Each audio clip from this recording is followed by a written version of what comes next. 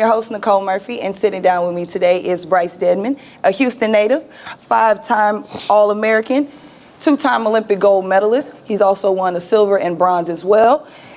He is a Team USA world champion and a U.S. national champion as well. How you doing today, Bryce? I'm good. How about you? I'm doing pretty good myself. Thank you for sitting down with me today. We're just going to jump right into it. All right, that's cool. First and foremost, walk me through what it's like on a typical day for you. A typical day. A typical day for me, I wake up, I'm supposed to eat breakfast, but I mean, that all really just depends on what time I wake up. It's the meal of the day. Yeah, no, for sure. I eat breakfast, I go through like my affirmations. I try to write down my affirmations every morning, what I'm grateful for, what's gonna go good throughout the day, or what has already gone good. I go to practice. Huh? Are you religious? I'm religious, yeah. I'm religious, and I mean also I personally believe it's good practice. Just reminding yourself of like, what you capable of. Blessings come my way. I mean, just stuff like that. It's good to remind yourself of those types of things every morning on a daily basis for sure. Just keep your mind straight. So okay, I do that for sure. Then I end up going to practice. Practice is about 2 to 3 hours depending. You practice every day? Every day, Monday through Friday, sometimes Saturday. Okay. Yeah. Then I come back home. I'll probably go see like my massage therapist or like my physiotherapist, just to like recover from the workout. And after that, I don't know. Sometimes I be trying to figure out where my days be going. I ain't even gonna lie to you. I get home and just be running around. I don't even know what I be doing half the time. But you don't have any hobbies outside of your profession? Yeah, no. I definitely got hobbies. So at the moment, I'm currently in Spanish classes. That's something that I've been doing for a little minute. Okay. Bilingual. I look, trying to be. And outside of that, really just hanging with friends and family, or just trying to come up with stuff to figure out how I can get the most out of my career, get the most out of myself, etc. So, getting the most out of your career, why exactly did you choose to focus on track? I chose to focus on track because honestly, I would probably say that's really what chose me. So like, you played football in high school. Yeah. I played football, but I mean, I really was getting offers and getting looked at and excelling the most in track. And honestly, once I got my first scholarship offer, my people was like, "Well, shoot, you getting offers? Like, we ain't finna pay for your school." Yeah. So coming from somebody that paid for schooling, I got tried. Definitely. So it was like that. But I mean, even outside of that, like coming out of high school, how can I say it? It wasn't my favorite, but I think what I enjoy the most about it is pushing myself and seeing what I can get out of myself on a year in and year out basis. Just the drive and the itch for like constant improvement. How can I improve on what I did last year compared to this year? What can I do in this situation that I might not have done in the past? Trying different things in track meets, like trial and error. Like I said, just trying to see what I can get out of myself. Like I'm always on the search to try to improve myself, and this is one way I do so. And scholarships lead to sponsorships. You do run for Nike, so tell me about that. What is that experience like for you? So I actually don't even run for Nike at the moment. So my contract with Nike ended at the beginning of the year. And I'm kind of like in a little, I guess, weird period. They technically still own the rights to like my, I guess, name, image, and likeness to an extent. But I'm technically not signed to them. It's something weird in my contract, but loopholes. Exactly. So I was with Nike from the time I left A&M, June of 21, and my contract, like I said, just ended with them this past January, on January the 1st. So I mean, that was cool. It was my first sponsorship out of college. How did it come about? It came about, honestly, I was like on a tear my last season at A&M. I was in my master's program, and I was just running crazy times. And I ended up making the Olympic team to go to Tokyo that year. And once I made that team, like, they came at me with an offer. So I was like, yeah, this is what I've been working for. This is what I've been dreaming for. So this is what I'm trying to do with myself. You started with Tokyo, and then you ended up in Paris, 2 Olympic trips, and you're not even 30 years old. So tell me, what does it feel like to be able to accomplish things so quickly in your career? You know, I don't even be thinking it as quick. I'll be like, damn, I'd have put in like 15 to 20 years for this. I mean, but then you got some athletes like That is true. That's very true. yeah, No, that no, don't get recognition till later down the on. line. Yeah. I completely agree with you. It feels good, and sometimes I'll be having to take a step back and realize, like what you just said, like what I'm doing is not something that is quote unquote normal, or even Right. just like how it's been fast tracked the way it has been. I think I get so caught up in like, okay, I did this, but I need to do this next time, or I need to accomplish this next time. My next goal is my own individual medal.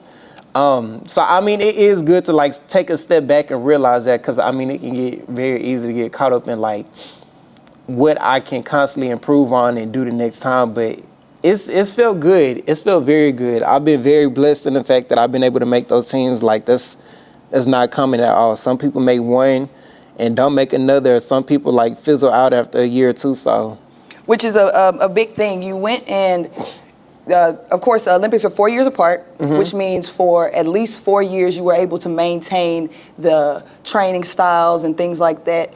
What was it actually like to run in front of tens of thousands of people out in Paris and Tokyo? I'm not gonna lie. Is it okay if I curse on here? That's cool. Like, you want me to keep it to a minute? I don't know. That shit crazy, bro. Like I remember when I first got to Tokyo, and I remember they was walking us out on the track. I say, God damn, this shit really crazy. Like the Pope probably watching this right now. Like it's definitely crazy. But I don't know. It's like exhilarating at the same time. Like it makes me feel alive. It makes me feel like I'm doing something, and doing something that I want to do on top of that. Like I don't know. The feeling is very crazy. It's just like a huge adrenaline rush. No nerves? No. No. I for sure be having nerves. I 100% be having nerves. You've been running for so long, you still get nervous? 100%. Every time where I get on the track and I be like, oh my God, like I'm so nervous. I really will walk off this track right now and never come back. No, I promise you. I definitely still get nervous, but I mean, the nerves not a bad thing though. Honestly, I kind of use the nerves to feel me. Like if I'm not nervous, I would be more nervous if I wasn't nervous than if I was, if that makes sense. Like I use the nerves as almost like if you ever been chased by a dog, like you need the extra adrenaline. Preparation. Exactly. So I don't really view nerves as a bad thing, but as far as being in front of all those people, I don't know. It's an amazing feeling, and I love it. And it's either like you gonna put up or shut up. So I actually wanted to do the interview last week, but you were in Florida. Yeah. You ran with a run club for the first time. Yeah. Versus going to Paris and Tokyo where you're running with other Olympians and everybody is the entire scope. Out there, it was about you. They did an entire thing just for you to come with the run club. Did you enjoy it? You said you had never done it before, so did you like it? So I'm gonna be real. I ain't even really run with the run club. I like. They had like the little activation event before they started warming up and whatnot. I talked to them a couple of minutes. I ran to the track where they practiced at. I did some warm-up drills with them, and after that, I bounced. They talking about, you gonna do this 5K with us? I was like, I was never in my life. Oh my God. Yeah, no, I don't do nothing over a lap. Like, if it goes over 400 meters, I'm like, I don't know what to do. Like, that's stuck. where you shine, at 400. Yeah, exactly. Was it 44 point, was it 44.3? 22. 22. Yeah. Okay. Now, track it can be a team sport. Like you said, when you went out to the Olympics, you won medals in the relays and things like that. But mostly track is a solo sport. What exactly motivates you once you get out there? Because most of the time it's just you and the finish line. Yeah. Against the other 6, 7 people running next to you. I agree. So what exactly motivates you? I would say just the constant drive I've always had for success, and like I said, getting the most out of myself.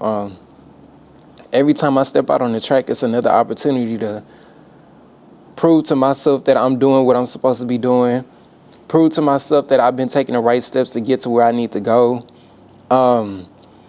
And like I said, just the excitement of like reaching a new height that I haven't reached before. Like it's a great feeling when you cross the finish line and you see a time that you ain't never ran before. It's like, wow, like all the work I've been putting in, all the affirmations I've been telling myself are like showing in physical form. So I think that's what motivates me for sure. Like And the fact that I don't have any teammates to lean on or depend on when I'm running my race, like, it's all on me. Like, there's no hiding behind someone, or like, if I have a bad day, it's not like, oh, well. Can't blame nobody else. Exactly. It's all me. So, yeah.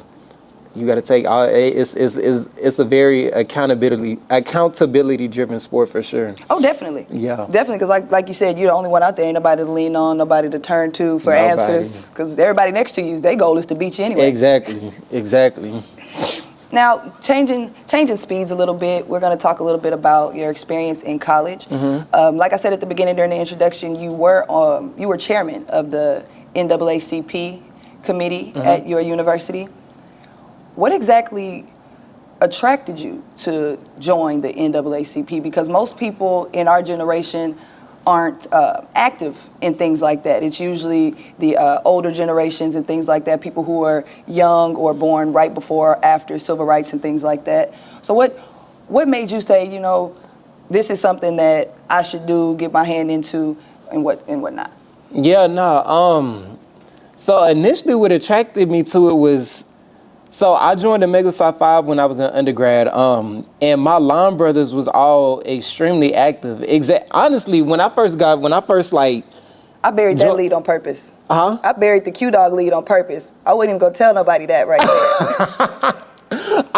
there. They played a role in my life, like my line brothers, like my profiles, all of them. Like, I remember when I first got in the chapter and everybody was kind of announcing what they was doing on campus, like, one of my line brothers had won an award for like most outstanding student on campus. Another one of my line brothers was like the president of the Black Student Association on campus. And I was just like, I mean, damn, my name is Bryce and I run track. Inspired. So I was very much so inspired. And like, I saw them going to these different on-campus events and organization meetings and whatnot.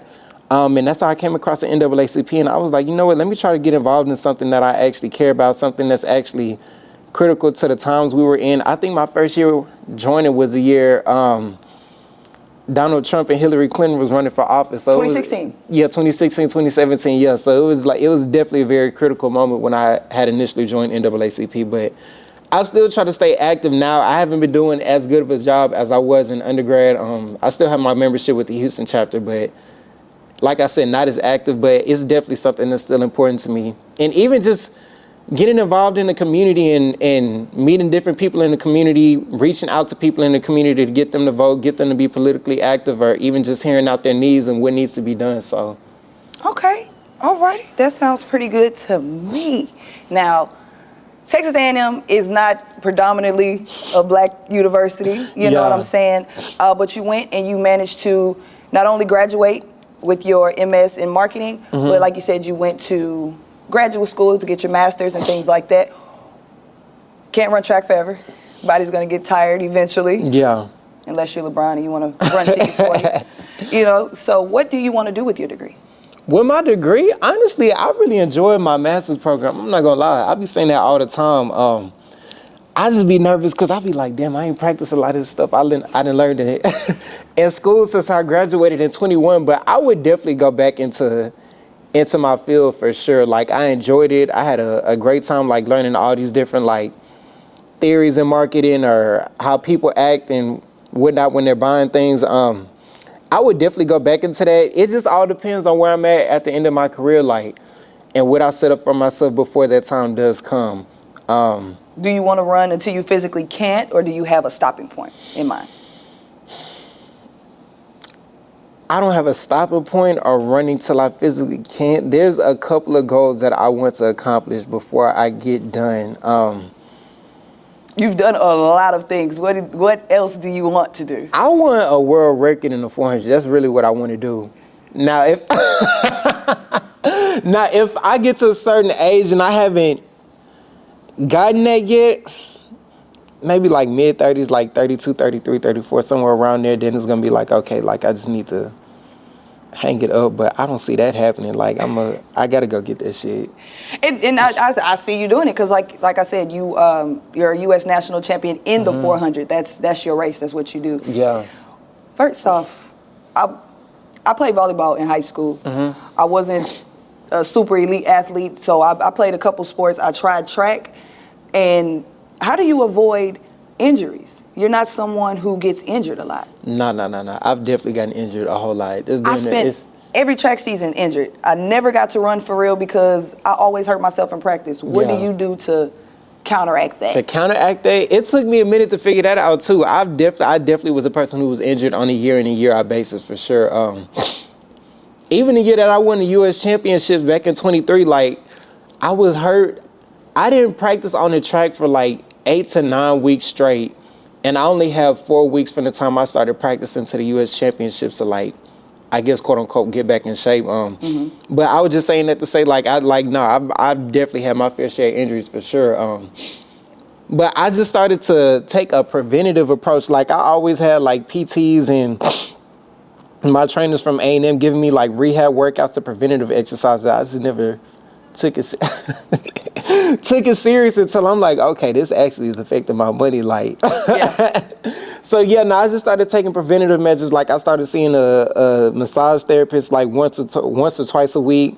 There's a dude I go see once or twice a week who does acupuncture on me once or twice a week. Acupuncture. Yeah. Wow. Stretching, make sure I'm foam rolling, or even, like I said, just doing rehab exercises to strengthen my muscles so they're not weakened. And I'm straining a hamstring here, straining a hip flexor here. So, I kind of stay on top of that before it does happen. Very, very big. Yeah. Okay. For sure. Now, despite having some of the same awards and accolades as people like Noah Lyles and Sha'Carri Richardson, you're not someone who's in the spotlight. Mm-hmm. Are you not partial to the spotlight? I wouldn't say I'm not partial to it. But? How can I say it? I guess I'm partial to it to an extent, but I understand that, especially with track and field, since we already don't get a lot of media attention, trying to build up an image and a name for myself is part of my job. Because it leads to more money, more endorsement deals, more sponsorships, etc., especially since we don't get paid like basketball or football players. So I would say that's definitely not something that I strive for, but I'm definitely open to it, to creating more opportunities for myself. You thought about a PR team? I have. Right now I'm kind of leaning on my agents to do part of that work and some other people like in my social media team and whatnot, but for sure. Okay. Now, there are a lot of young black men that are into sports, whether it be football, basketball, track and field. Mm-hmm. What advice would you give them, whether they're in high school or college, that you think helped you persevere in those areas? I would say for me, everything started clicking when I started talking to myself in a positive manner. I would say it was years on end where, like, my performance was very inconsistent. I would run good 1 week, then the next 2 weeks I would be off. And I really didn't start getting consistent or seeing real results until, like I said, I started, like, talking to myself positively, like. And I know that sounds cliche, but, like, I mean, all throughout the day, I'm always telling myself, like, you were chosen for this. Today will be the best day you'll ever have. Like, today would be the best practice you ever have. If I'm at a meet, I'll be like, this will be the best run you ever have. I mean, and of course, stuff doesn't always go as I want it to, but I always tell myself, like, you will never gain anything from beating yourself up or talking to yourself in a negative manner, but you literally can gain the whole world if you're always positive with yourself and finding the best in situations. So okay, I would say that for sure. Just, I mean, talking to yourself, like, shoot, telling yourself you chosen for this, you the person for this, like, ain't nobody better than me. Like, I just all throughout the day, I mean, and you'll be surprised to see how everything comes to fruition over time. And just to take a trip back to what I excluded, you are a bubbly person. You have a great personality, chipper. Most Q dogs are not like that. How you feel like Qs are? I'm on camera. Yeah. I feel like Qs be just like me. Honestly, when I be telling people I'm a Q, like, they be like, I can see it. Like, I don't know. I guess people, when they associate, I really think freaky when I think Q. Okay, I can understand. I can understand that. I can understand that for sure. But just like the whole, like, welcoming aspect, like someone who kind of reminds you of like your uncle that you ain't seen in a minute, who always bringing the family together, or just always making sure everyone good. So I mean, I don't know. That's how we should see Q's. Yeah, no, okay, I agree. And definitely, it definitely is some people in the organization who has kind of blemished that image for sure. I'm not gonna deny that. So. But you enjoy being a part of the fraternity. I do. Like I said, they definitely inspire me. When I joined the organization, like it was so many people doing great things who was inspiring me. Like you did it during your undergrad. Undergrad, yeah. Okay. Yeah. Now, before we get out of here, is there anything coming up for you that you want to let people know about? Anything in the near future happening for Bryce Deadmon? Happening for Bryce Deadmon. We got our World Championships at the end of the year, at the end of our track season in September in Tokyo. I think that started on like September 18th or 19th or something like that. So in a minute, you're just gonna move to China. Huh? At Japan. In a minute, you're gonna move to Japan. You know what's crazy? When I went out there for the Olympics in 21, like we didn't get to do nothing. They had us on lock, like no bad. tour attractions, nothing like that. I mean, it was COVID, like. That's right. Yeah, it was in the middle of COVID. We was having to take a COVID test every single morning. And this is gonna sound bad, but most people, no one really wanted to be in Asia during COVID. No, they didn't. They didn't at the time. I mean, honestly, if I'm being real with you, Japan didn't want us there. If I'm being completely honest with you, like they was talking about canceling the Olympics that year because like the people of Tokyo was saying like they didn't want all those people in there. Yeah. During COVID, so it wasn't even us. It was them as well. But yeah, no, I ain't get to do nothing in Tokyo when I went last time. Like they told us if we left the village, we would get sent home immediately. Like they was not playing at all. Wait, village? Y'all were in the village? The Olympic Village, yeah. Oh, okay. Yeah. The Village? Yeah, the Olympic Village, yeah. Okay, so outside of the nationals, anything else? Anything else? Not that I can think of off the top of my head, no. No plans at all. Shoot, I'm just grinding it out right now. I got some stuff to accomplish, I'm not gonna lie. I got a lot of stuff I want to accomplish for sure. What is the biggest thing that you want to accomplish? The biggest thing that I want to accomplish?